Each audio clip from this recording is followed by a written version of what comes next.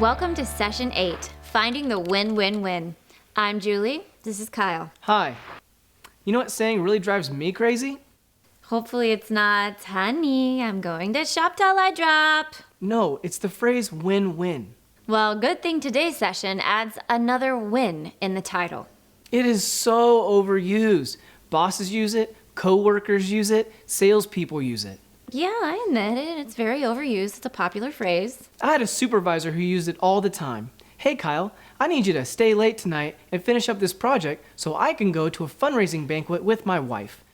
I have to submit it tomorrow morning. You'll gain some real great experience by doing it. It's a real win-win. Uh-huh. How is that a win-win? He got to go home on time and I had to stay in the office until 3 a.m. He got dressed up and went out with his wife while I was stuck in my cubicle all by myself. He ate some incredible food while I ate a small bag of chips and a candy bar. And after his entertaining night, he got to go sleep in his own bed while I slept on a small couch in the office. He came into work and turned in his project and got all the praise for it. And because I hardly slept, I'm worthless the next day and got flack for not pulling my own weight. Another saying that drives me nuts. It sounds like a couple talk might do you good. Win-win is code for, I know it's a win for me, and I hope it's a win for you. Or I hope you find a way to make it a win for you so I don't have to explain to you how you're really not winning at all. Well, thankfully, today's session is about finding the win-win-win when problem solving. Ultimately, you'll find a solution that is a win for you, a win for your partner, and a win for your relationship. Alrighty then. Here's John and Alex with Finding the Win-Win-Win. Welcome to Session 8. We continue cracking the code to handling conflict in this session. In the scripture it says, do not merely look out for your own interests, but also for the interests of others. The result of doing this is a commitment to finding a solution that meets both partners' interests. Remember that there are two parts to resolving a problem. The first part is having a couple talk, and that's what you did in the previous session, digging deeper during disagreements. You first thought about the good in your partner's point of view, then you agreed on a time and place to discuss the problem using a soft approach, and then you had that couple talk where you expressed all your feelings, concerns, and desires about the issue, and you listened with empathy to your partners. So in a couple talk, you can go deeper and discover different feelings, more vulnerable feelings. And I'd like to give an example about a time when we had a situation that was very difficult for me to handle.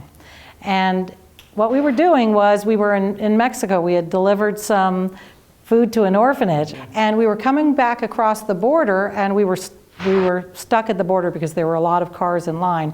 And as Late at night, we're all tired. Yeah. And as we drove towards the line, trying to find the end of the line, Don was driving, and he pulled into what he had thought was the end of the line. So we pulled in there, and then we heard beeping, a lot of beeping going on. And what became apparent was we had not gotten to the end of the line. We had cut into the middle of the line. There had just been a little break in the line, and behind us was about a mile of cars, a mile of angry people in cars, beeping and beeping. And so I started getting scared, and I started asking Don to do something about it. And so I said, quick, get out of line. There's people behind us. And I'm trying to figure out what exactly is going on and the beeping, and I'm tired and I don't want to lose my space in line. And I heard that beeping and got more and more concerned that somebody was going to come to our window and do something violent because we had cut in front of a big long line. And so I started telling Don again and again, do something, please, quick.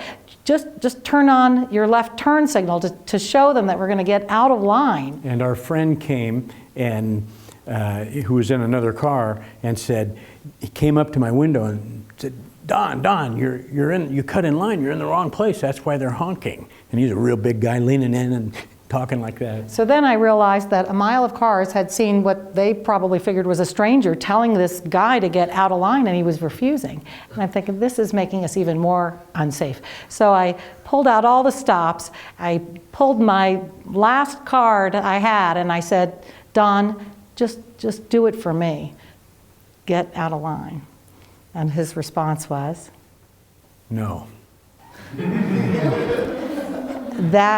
That shut me down. And usually I would have attacked, but something in me said, this is it. And I shut down. He thought for the next 3 or 4 hours I was sleeping, but I wasn't. I was closed off and shut down.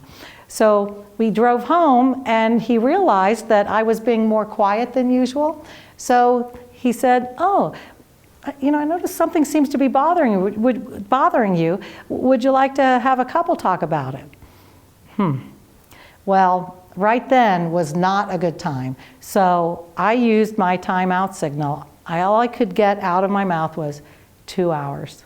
And then I walked away, and I tried to calm down, and that's the advice, to calm down and try to reflect on the conflict, think about what you're going to say, and it was very, very difficult for me. What I had to get to was the point where I was able to make the commitment to trust the skills. And I think of it as like white knuckling it, like I had to hold on really tight and buckle in my seatbelt and say, you know what, these skills have worked in the past. They're going to help us get through this. I don't know why on earth he could be so inconsiderate and uncaring to tell me no when I almost never ask for anything in that way. And so even though I had great difficulty being willing to see his point of view, I buckled myself in with the White-knuckled it and said, I'm going to do this. So I took that 2-hour timeout, came back, and we sat down. And I was the first one to express, because of course I had the feelings about it. So Don did such a good job of listening with empathy. There was about 45 minutes of it. And I got to the point where I was able to admit, like, when was the last time you ever heard me say something like, oh, just do this for me, please. I always have to have good reasons, and it's not nice to ask for something just for you. Those sorts of things sometimes operate in me.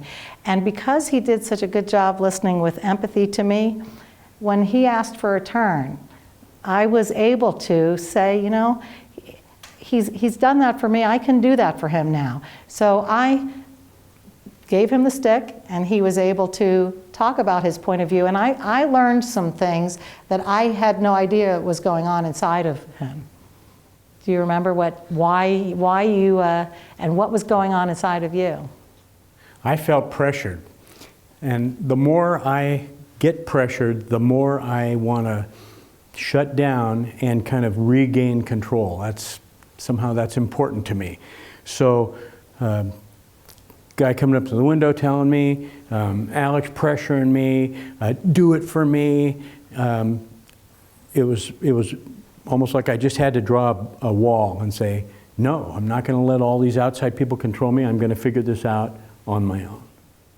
And I was able to hear that and say, you're different. You had something going on different inside of you.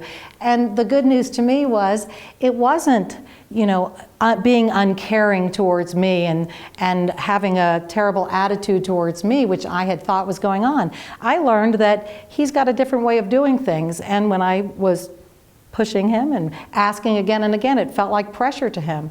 So we ended up having a couple talk where the leaf fell deeper and deeper, to the point where we actually were able to work out a solution and figure out what to do when those times come up and I realize we need to make a quick decision, and I have an idea in mind and he does not want to make a quick decision. So we've worked out some signals between the two of us and ways to manage that when it comes about the next time.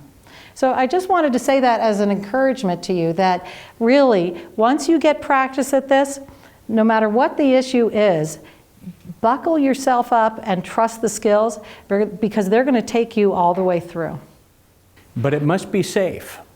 There can be no snide remarks, no pretending to listen, but being sarcastic. You've got to play it straight. Other times, in a discussion or in a conflict, you need to move to the second part, which is where you come to a solution. You understand each other, you've had a couple talk, but you need to make a decision. One or both of you need to change a behavior. That's what we're going to focus on now. Finding the win-win-win. Win for me, win for you, and win for the marriage. Win for the relationship. Keeping us together, connected, on the same team. And it's possible. And we're going to give you 4 steps to do it.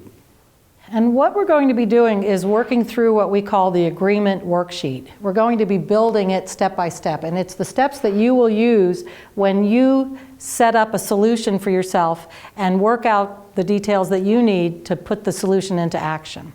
So the first step is identify each other's core concerns. What has happened is you learned a lot from each other during your couple talk. And each of you will have some core concerns that emerge from that. There are things like feelings, there are desires, there are concerns. The idea is that to ask the question, what would need to be in the solution to make you happy? Or what would need to be in the solution to make you feel satisfied? Each partner identifies the other's core concerns. The ability to name your partner's core concerns and be willing to try to meet them, that's a good test to see if you're ready to move to part 2, the problem-solving part. So let's go back to that example from the previous session about the couple with frustration over their finances. Think about their core concerns. What were the husband's core concerns? What were the wife's? We've filled out their core concerns on a chart, and we'll do a demonstration of how that dialogue might go for that couple. And in this part 2, there isn't a summarizing back with empathy. Here it's the much more natural conversational style as you discuss coming to a solution. So we'll demonstrate how they would say it, and I won't use an expression stick. We're just going to talk naturally. So I would say, Don, from what I remember of the couple talk, it seems like your core concerns are, budget pressure and wanting to work as a team on this issue. That's right. That's what it was. That's the desire to have us work together on this. And then what I would do is write down Don's core concerns in the box. I write his core concerns. So now it's his turn to name my core concerns. And your core concerns are you want to be secure financially. Yeah, that's one of them. I also don't want to feel blamed about the financial situation that we're in. So another part of your concern is that you don't want to be held responsible for our financial struggles. You don't want to be blamed as though it's all your fault. Right. That would be something I'd want you to put down on the chart. Okay.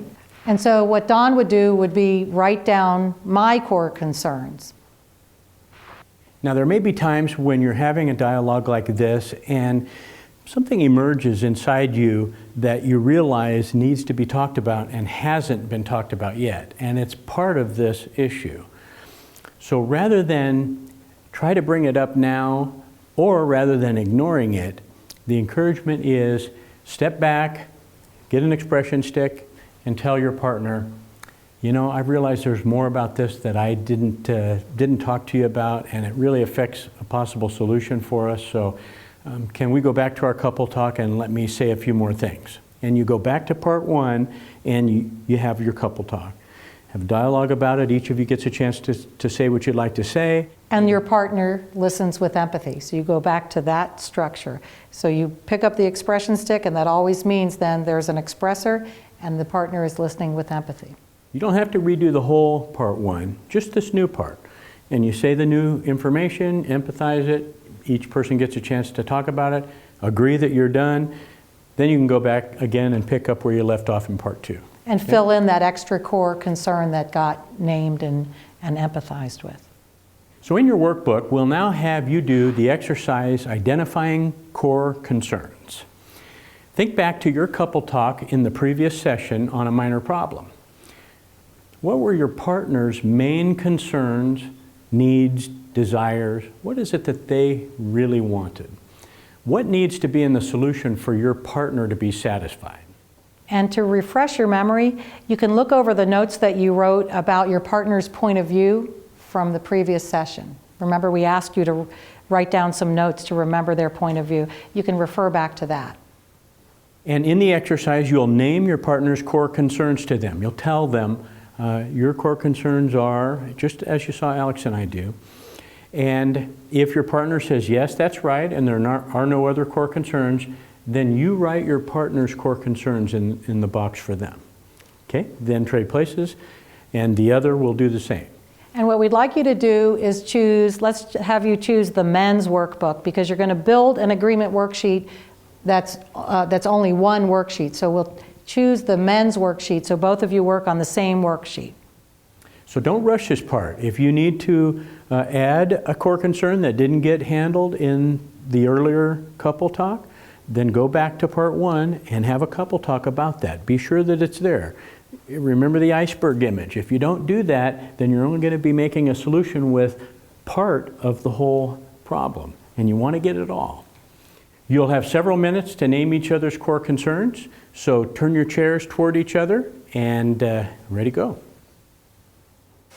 Turn knee to knee with your partner and start the exercise.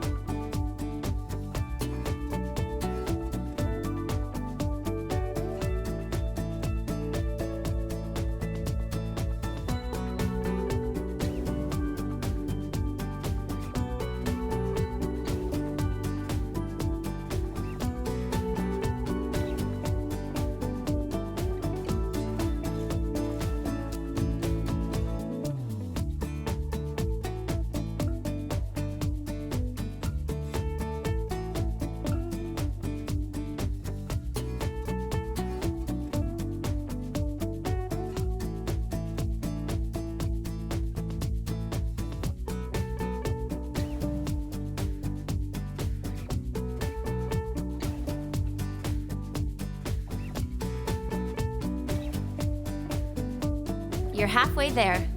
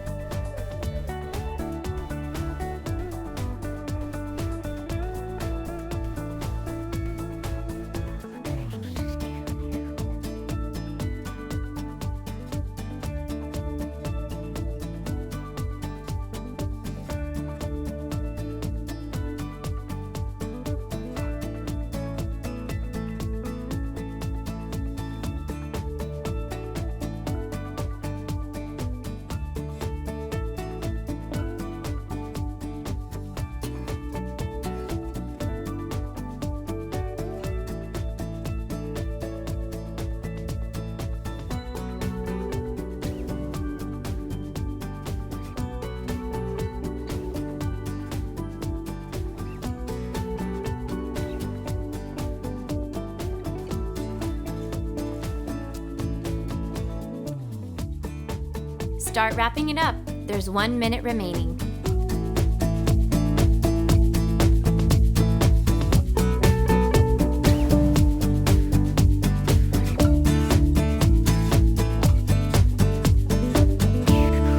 Okay, we'd like you just to stay right where you're at, and we'd like to have you mark in your workbook the answers to the questions there.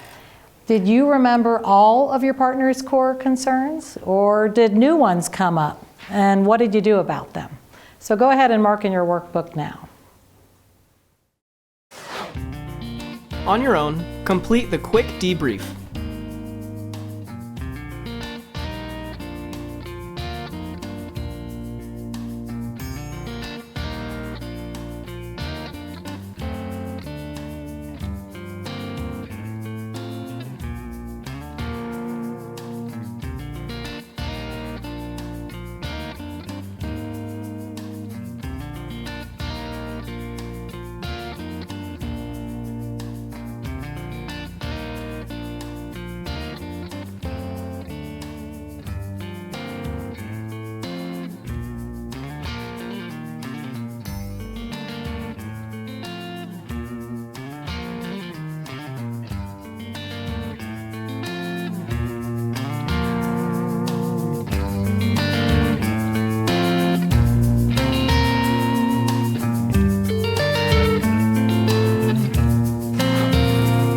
Okay, we'd like to hear from you.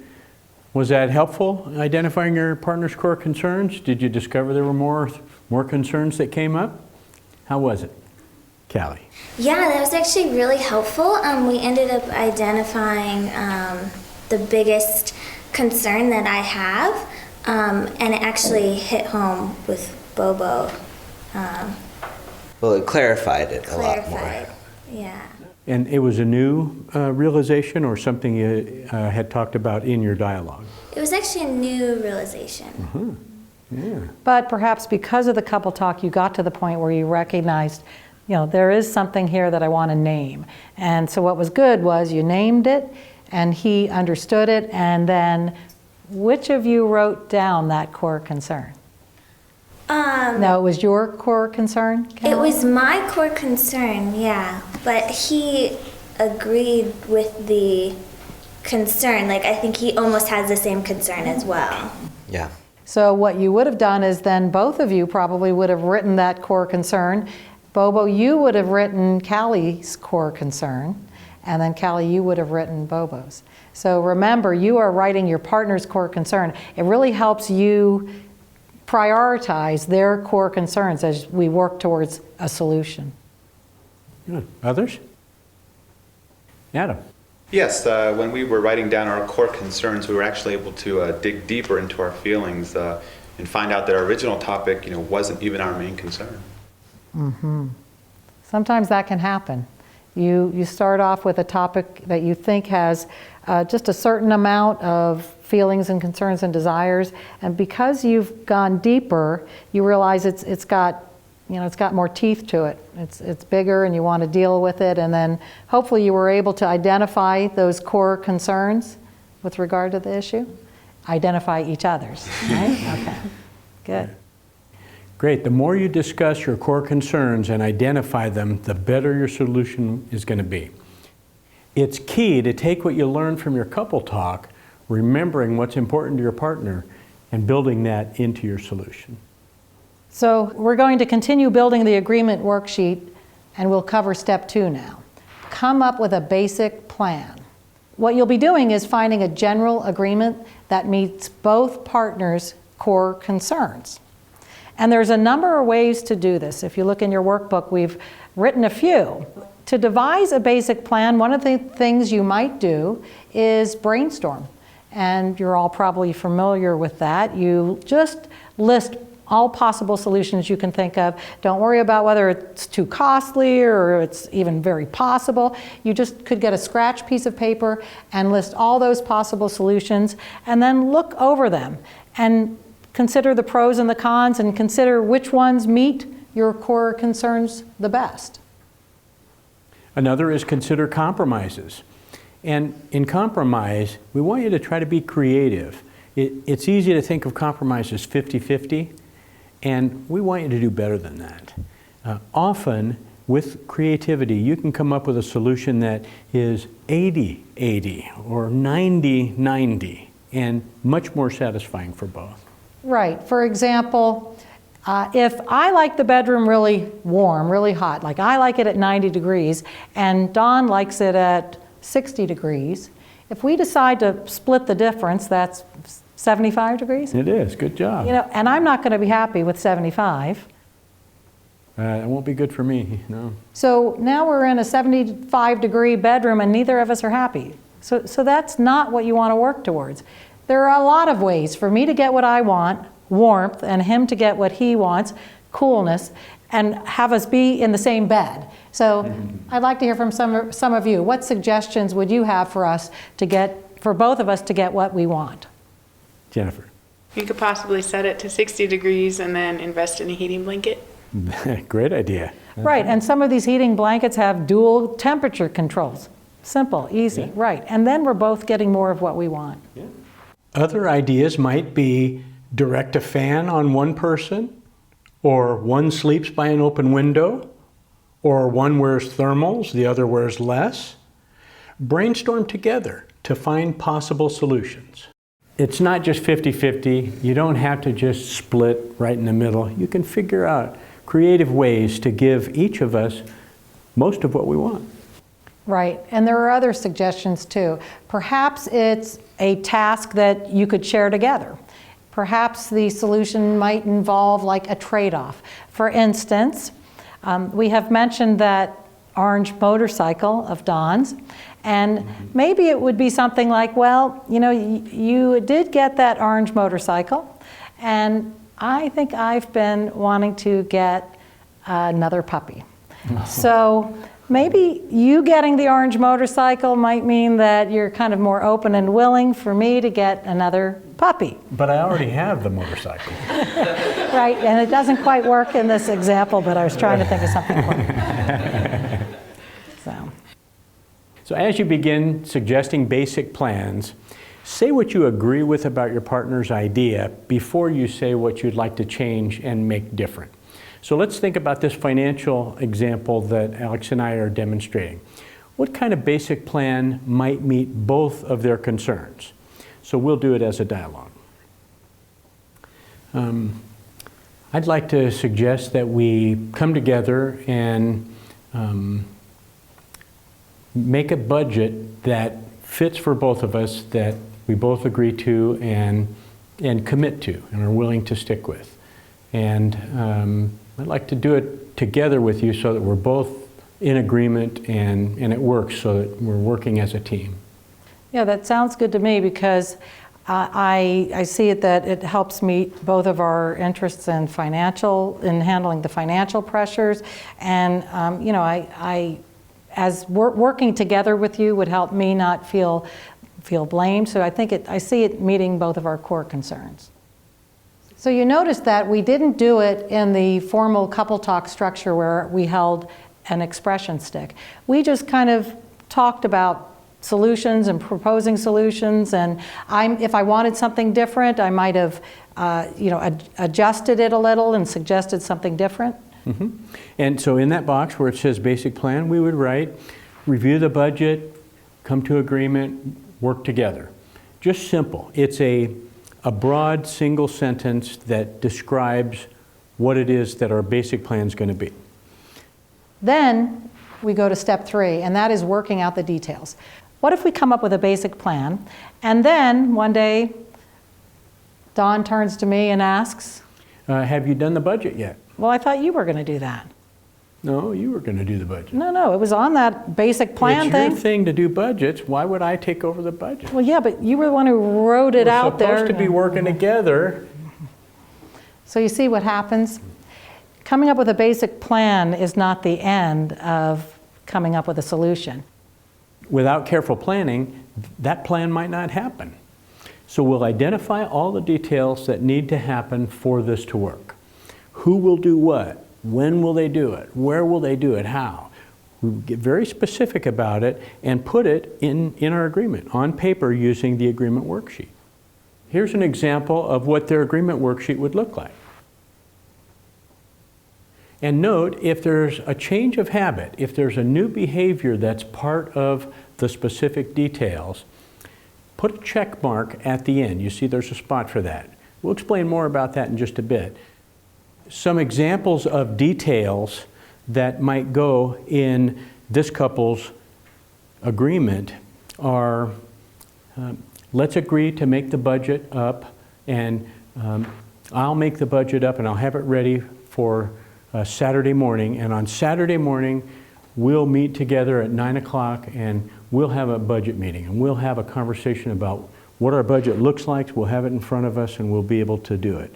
And then she could respond and say, well, that'll be fine, but groceries are always a variable. We don't know how that's going to work out. So my suggestion is that I do a check back for the last month or two on our groceries, and we can, I'll bring a number that kind of reflects an average for grocery expense. Right, and maybe then they decide that they're not going to spend more than $100 without checking with their partner first. So they write that down as an agreement. And it might be something that they have to build as a habit because they're not used to doing this. So you see all the specifics in those details, and you write them down on the worksheet. Who is doing it, what it is they're doing, and if there's a habit change, put a mark there. Next is special circumstances. Now is the time to think about what could get in the way of your plans and to plan alternative solutions. For example, what if I tried to call Alex when I had a $150 purchase and she didn't answer her phone? What are we going to do in that case? Do I have to put the stuff back, or do I go ahead and buy it? So agree ahead of time. How are you going to manage a special circumstance like that? So the final step is to set a date to evaluate how your solution is going. What happens is, often we come up with a great solution. For example, Don and I might say, well, let's take our dogs down to the beach twice a month.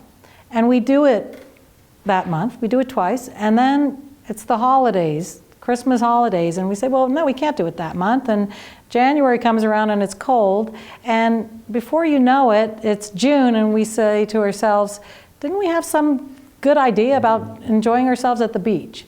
And what happens is we just forget about our solutions when life gets in the way. So we've already built in planning for those special circumstances and coming up with an alternative to that.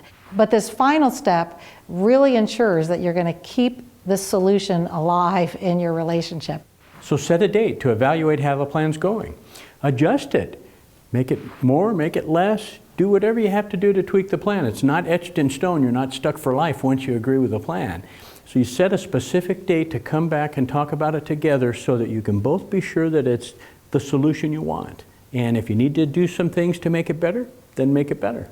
So what you've done is built an agreement worksheet that's going to build a powerful solution that you're most likely to implement and continue through your relationship. And it turns out that it's a win-win-win. It's a win for you because your core concerns are being met.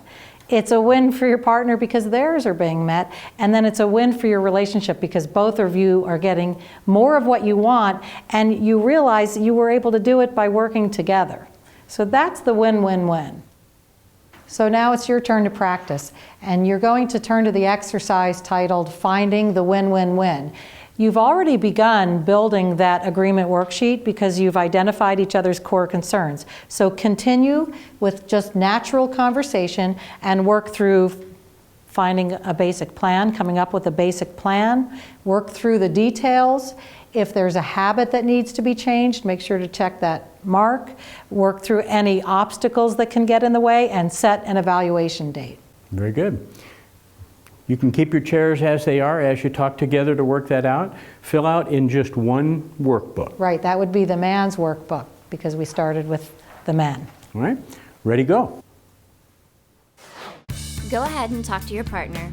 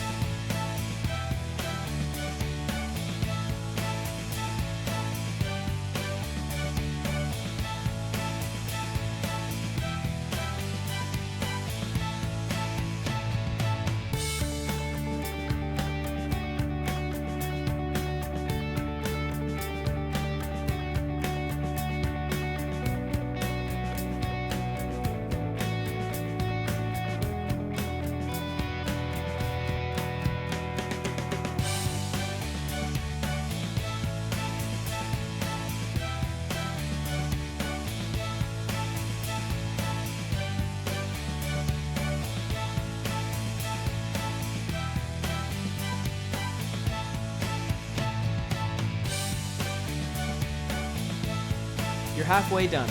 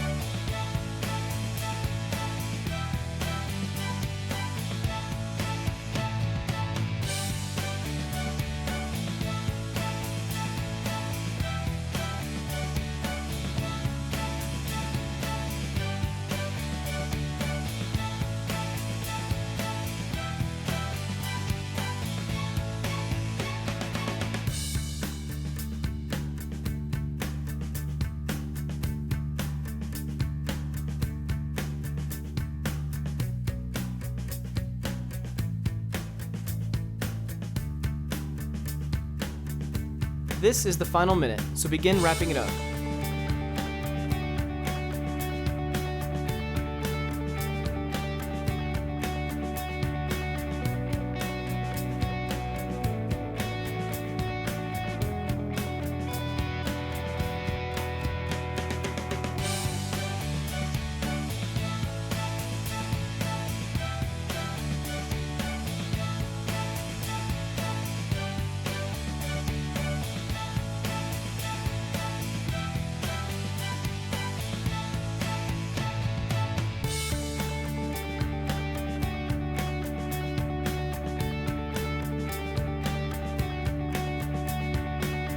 Turn back to the video. Don and Alex are getting ready to start.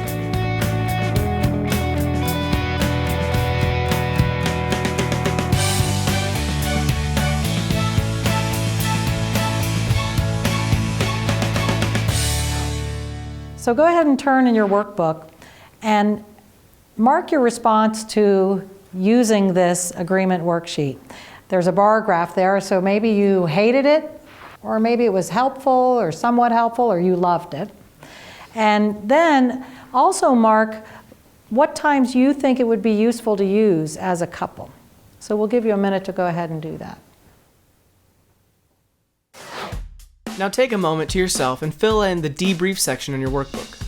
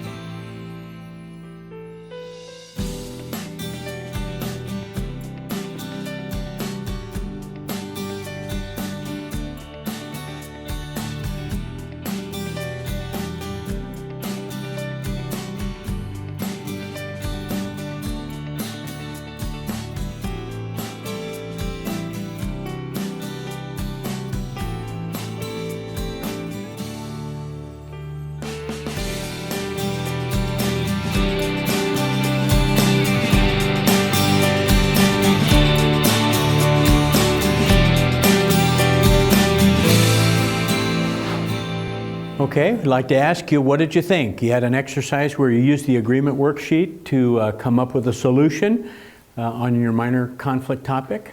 How'd it go? Melanie? I was thinking that it would be good in doing more, like for conflicts that are more practical, especially for what I brought up, because it was asking him to hold me accountable and kind of going back and forth with that. So it was a minor change, I felt like, but something that we had to make a pointed effort to actually change. Yeah, that's a great point. I'm glad you mentioned that. In practical kinds of situations, this worksheet's beautiful, fits right in. There are times when you have maybe hurt feelings or the type of a disagreement or conflict where if you have a couple talk and you're able to really share what your side of it is and your experience and all about it and understand each other, it resolves it. And there isn't a need to go to part 2 because it's over. It was really just a need for understanding.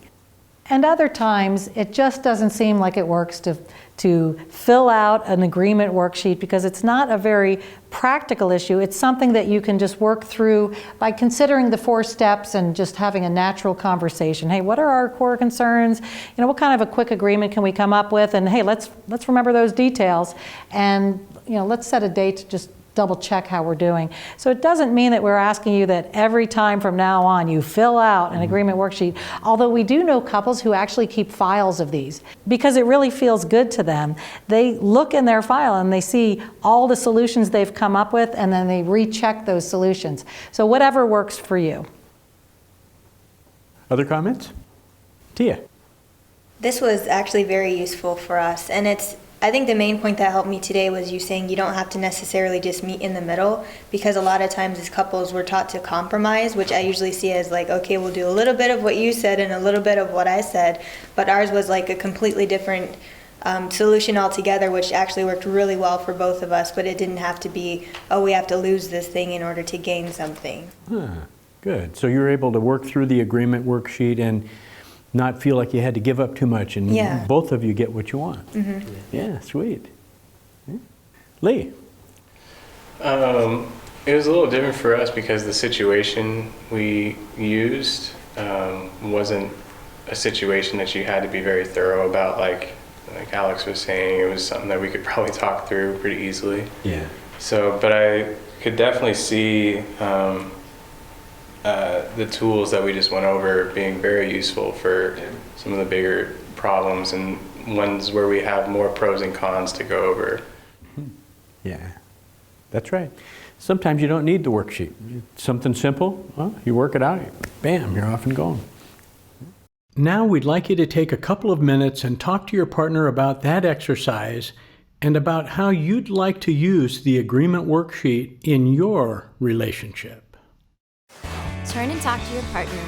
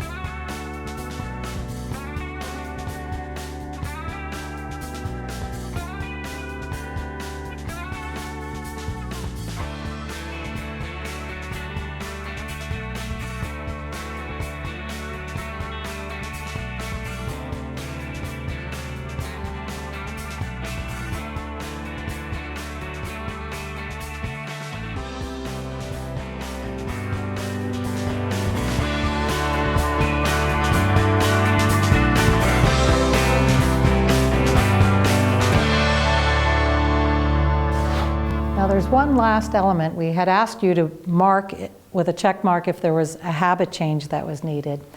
And there's a verse in Philippians.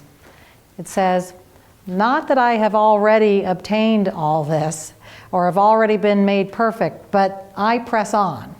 And the idea here is that we all have things we may need to change. Sometimes it comes from a solution you've come up with.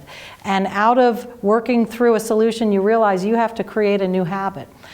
Other times, it's because you just realize you're a work in progress and you want to progress. You want to do better, and you want to change a habit, a personal habit that you have.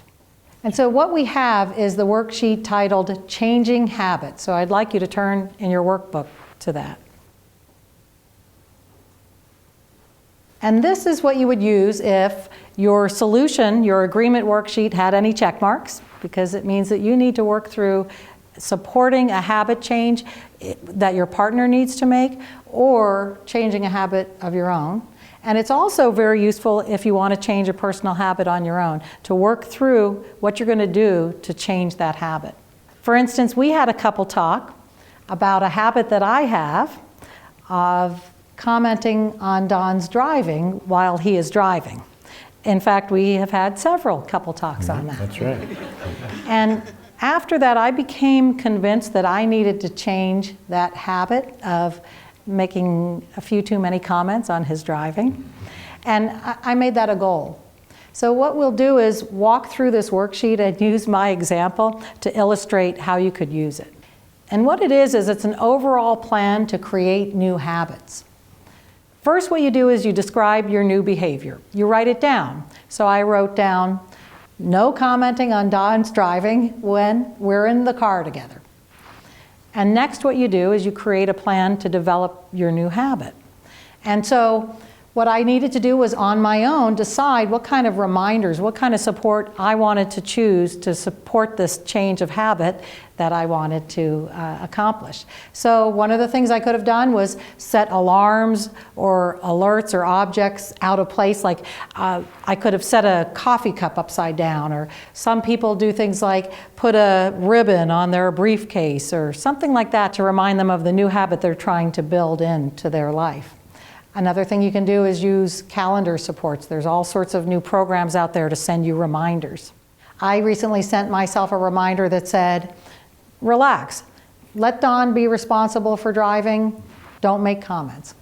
So I got that personal reminder. Another thing you can do is reward yourself. It's okay to give yourself a pat on the back when you're accomplishing habit change. So what I have decided is, times when it's challenging and I actually don't make any comments on Don's driving, I get to ask for a latte. Let's go for a latte. That's my reward for how I did in the car. And there's an option to ask for help from your partner. Now, if your partner, in this case, in this example, it's me, keeps telling you about the change you need to make, you shouldn't be saying that about my driving. Why do you keep saying that about my driving? How does that sound? Nagging? Yeah, that's nagging, isn't it? And probably that's not going to help too much. You're not going to like feeling nagged. Maybe you're going to feel guilty that you did it again or you keep doing it. But it doesn't mean that I can't be a part of helping her change that habit if she wants me to be. That's why we say that it's optional. She can invite me to give support to her as she makes a habit change, or she can decide not to. And if she does, she tells me exactly what it is she'd like me to do. I don't say whenever I feel like it, stop doing this, or why don't you try that, or give her my observations. The rule in inviting support from your partner is you tell them exactly what you want to hear from them. You tell them what their reminder will be. And if they give it to you the way you've asked for it, then it's a gift. Right. So I could choose for Don to remind me before we get in the car about my habit, and I could ask him to support me in that way. But I don't like that idea, so I have chosen to ask Don not to say anything. So then we get in the car, and what happens if I make a comment on his driving? What I have done is chosen something that's meaningful to me, that I've asked him to do for me, and he has agreed to do for me, to remind me that I just made a critical comment about his driving. Now I could just say, oh, there it goes again. There you are talking about my driving. But that's not what you're asking. Right. And so what I have asked him to do is to reach over. In his car door, he has a bunch of maps. And so I said, just hand me a map if you hear me say something like that is that critical kind of comment. So we're driving along, and I don't even realize I'm doing it because, again, this is a new habit I'm building. He hands me a map. And then later on, he hands me another map. And you know what? There have been times he has handed me the whole stack of maps. Sometimes when we're in the parking lot. But what happens for me is it doesn't feel like nagging. In fact, it's kind of funny. Because it just has this meaning of, you know what, he's driving, he knows where he's going, and it had meaning to me. Now, when I asked him at first to do it, what did you think of the idea? Stupid. Yeah, I didn't like it. Yeah, he didn't think it was a very good idea, but remember, I'm the one trying to change the habit. And it wasn't a terrible thing I was asking him to do, and he was... No, not terrible. Right, so he was willing to do it. So that's a regular thing that we do. Today, even today, because I haven't finished yet. I'm still that work in progress.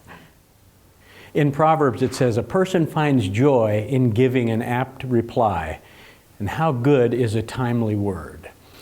And doing that for your partner at their request is an apt reply, a timely word. The giving of the map is not verbal, but it's the same concept. I'm doing something that is a support for my partner. Right, and then finally I can ask for a reward from Don when I succeed. So I've said to him, you know, if we have one of those long drives, we love going out to the desert, and you find that it's been a really good drive and I haven't made any comments about your driving, would you just say to me something like, wow, I really had a great time driving with you. That was really a wonderful experience. Yeah. And so he can say that to me. So those are the things that will help build a new habit for you. And you can ask for support from your partner. You don't have to, because remember, you're the one who's responsible for your own habit change. Okay, we're going to do a quick exercise. A habit I'd like to change in your workbook. One of you think of a habit you'd like to change. A small habit, it's a personal habit, something that doesn't affect your partner at all or in any kind of a big way. Might be something like you lose things, or you want to cut back on how much time you spend on the computer or in social media sites, something like that. And use the Changing Habits worksheet in the workbook to work through this And at the bottom part of that, there's a place where you can decide whether or not you'd like to ask for support from your partner. But go through yourself with regard to that habit and answer those questions. Come up with any reminders or rewards that you can ask for from your partner when you succeed. So it'll be one of you choosing a change of habit, and together you'll work through that changing habit worksheet. All right? Ready, go. Go ahead and talk to your partner.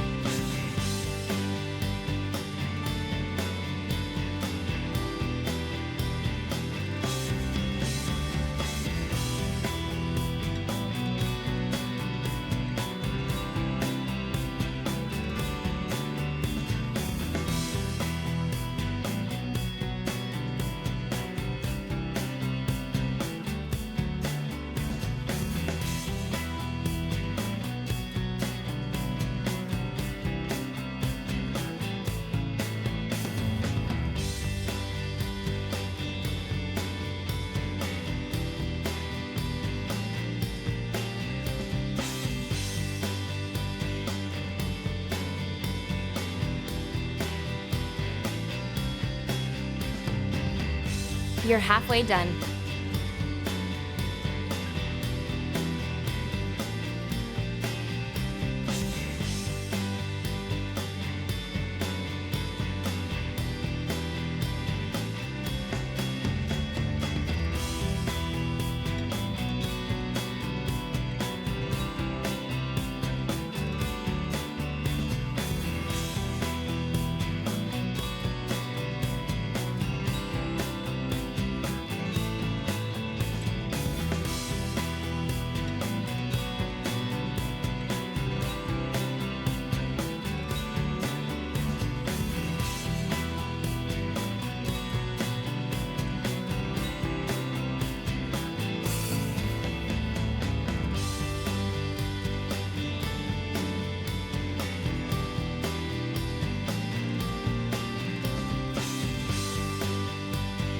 You've got just one more minute.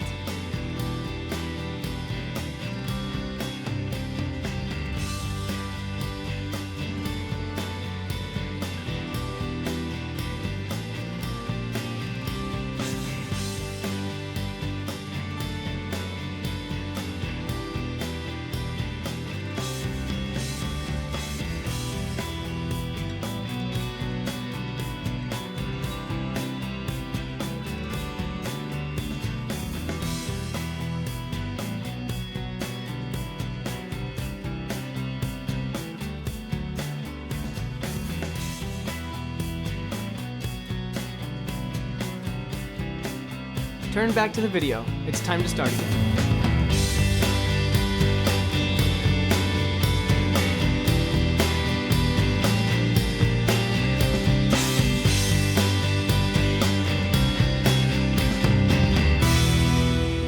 Okay, want to pull you back together a little bit.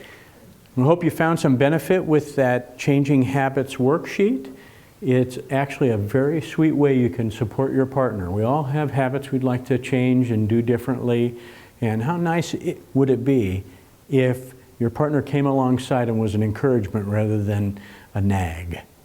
And you can do that using this process. So turn to Cracking the Code to Handling Conflict, Finding the Win-Win-Win.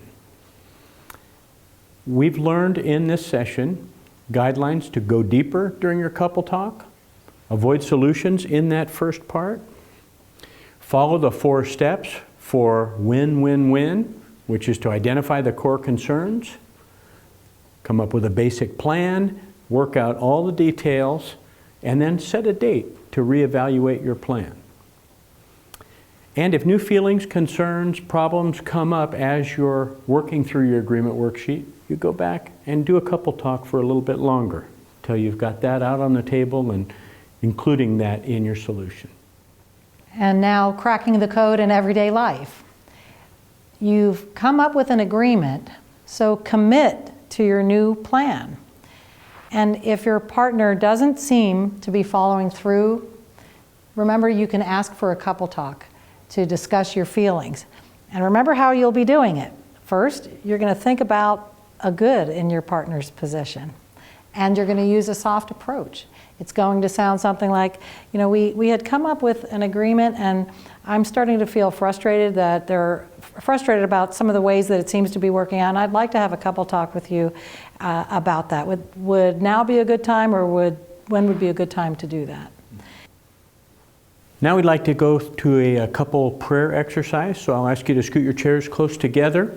And if you'd like to hold hands, feel free to do that. You don't have to, but feel free to do that if you'd like.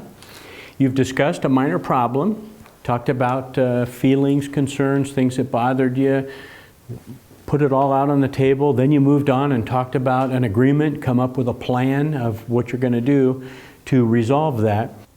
Let's take that minor problem and your solution to God. And again, I'll give you prompts, and we'd like each of you to pray silently. I'll pause so that you can have that time to pray silently. So join me in prayer. Ask for God's help on this problem.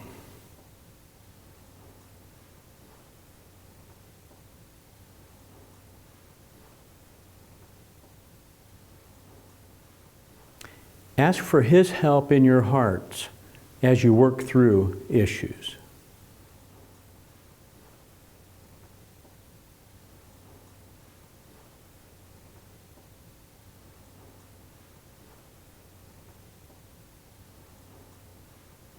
Ask for God's help in using these skills in your lives.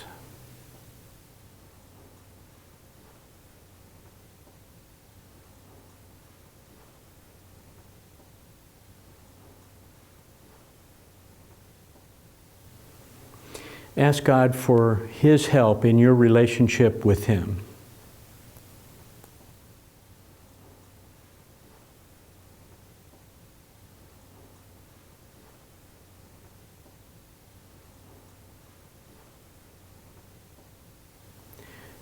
And ask God for His help in your relationship with your partner.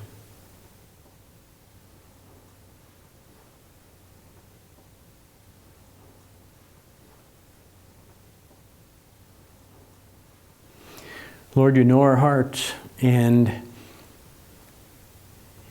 you know the conflicts that come up in our relationships from time to time. And it's hard for us sometimes not to be selfish. So we ask for your touch, the touch from your Holy Spirit to empower us and enable us to put aside our own desires and think about what's good for our partner. Be willing to give. You promised to be there to help us grow and help us be the kind of people that you want us to be, and we're asking for that help. Be with us and help us grow. In Jesus' name, amen. Okay, now I'd like for you to turn your chairs knee to knee. We're going to do a partner appreciation.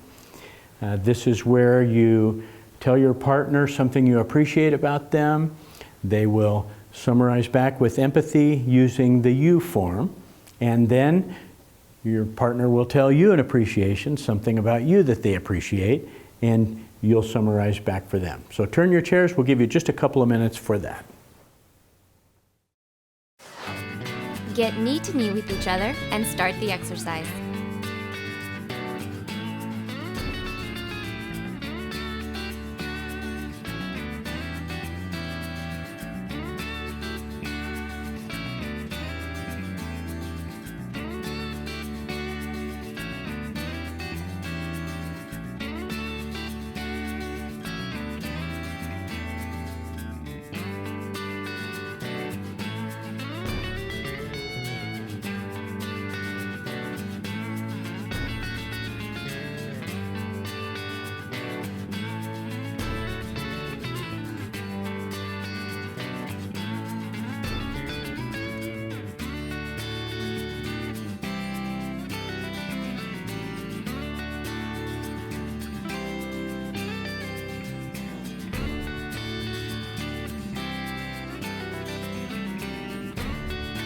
There's 1 minute left.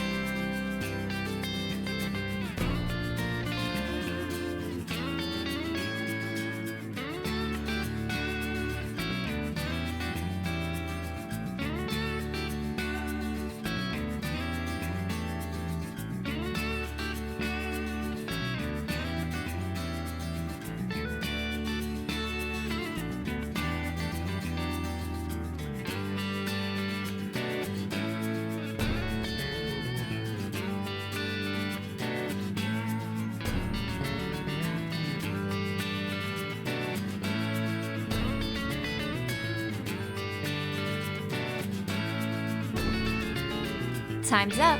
Excellent job. Let's turn back towards Dawn and Alex.